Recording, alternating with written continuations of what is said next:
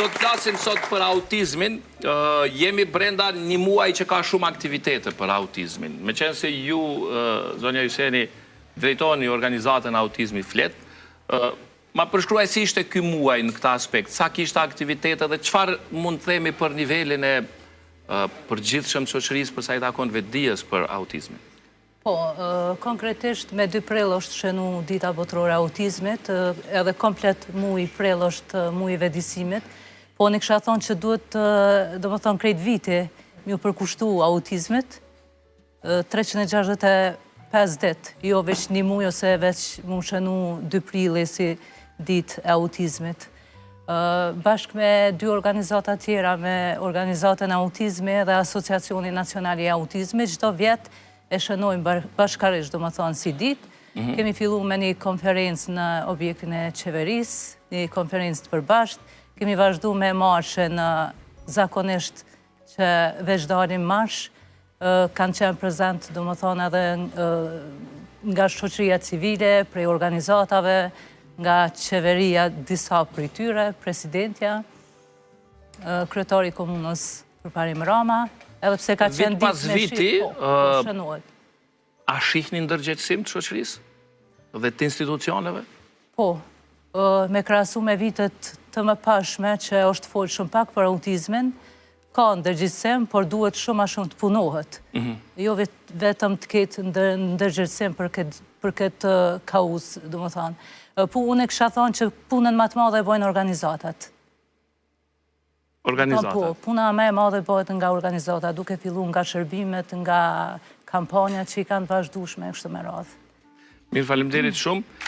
Dafina, me qenë se jeni psikologët, duat për audiencën një, them kështu, rikujtes. Kur flasim për autizmin, për çfarë flasim?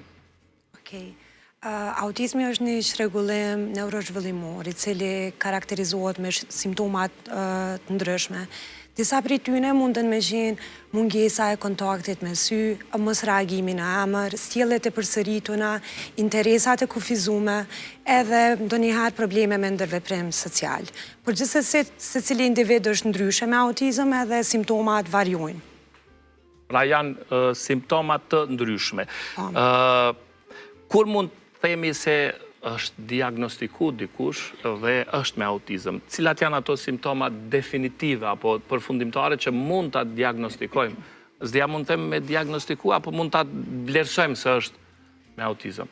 Po, fillimisht, për shembull në vitet e hershme, kur fëmia i ka 2 vjeç ose 3 vjeç, është vështirë me kuptu se a ka autizëm ose ndonjë çrregullim tjetër që i mimikon simptomat e autizmit.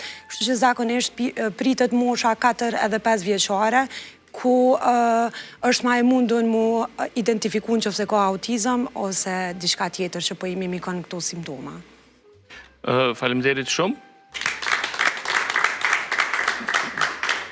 Rejta, një nga shenjat që e lidhin me autizmin është të folurit. Pra vonesa në të folur ose problemet që i kanë fëmijët me të folur. Si duhet vlerësuar dhe çfarë duhet kemi parasysh që të mos e lidhim këto me njëherë me autizmin? Atëherë, nuk do të thotë që një vonesë në të folur e diagnostifikon një fëmijë me autizëm.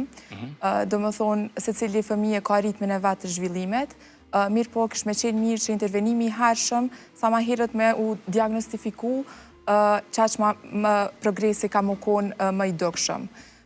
Do më thonë, nuk do të thotë që nëse një fëmijë ka probleme në të folur, lidhet me autizmin. Por janë disa shenjat të tjera si, që tha psikologja, reagimi në emër, disa lëvizje stereotipike që i bojnë, kur të thirrë për shembull prindit nuk reagon, po mundën me qenë për shembull fëmijët edhe me autizëm që kanë komunikim verbal. Nuk do më thonë që një fëmijë autik nuk mundet me e folë. Pra nuk është gjithmonë që duhet ta lidhi me të folur. Jo. Okej, Sen ju keni qenë në këtë studio, kemi folë edhe tjetër herë për këtë çështje dhe përvoja juaj me fëmijën tuaj është sigurisht shumë e vlefshme.